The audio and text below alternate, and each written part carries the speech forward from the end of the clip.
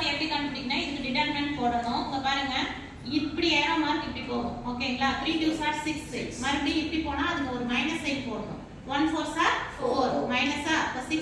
4 எவ்வளவு வரும் 2 2ன்றது is not equal to 0 அப்ப A இன்வெர்ஸ் கண்டுபிடிக்க முடியும் சரிங்களா A இன்வெர்ஸ் ஃபார்முலா என்ன A 1 by determinant of A adjoint A அந்த adjoint A கண்டுபிடிக்கணும்னா ஜஸ்ட் அந்த நம்பரை இது இடம் மாத்திக்கோங்க இத வந்து குறி மாத்தி எழுதிக்கணும் சரிங்களா அடுத்து A inverse is equal to already 1 by modulus of A value 1 by 2 ah into அந்த வேல்யூ adjoint A எடுத்து ஜஸ்ட் அப்படியே எழுதிக்கலாம் அவ்வளவுதான் A inverse நான் அடுத்து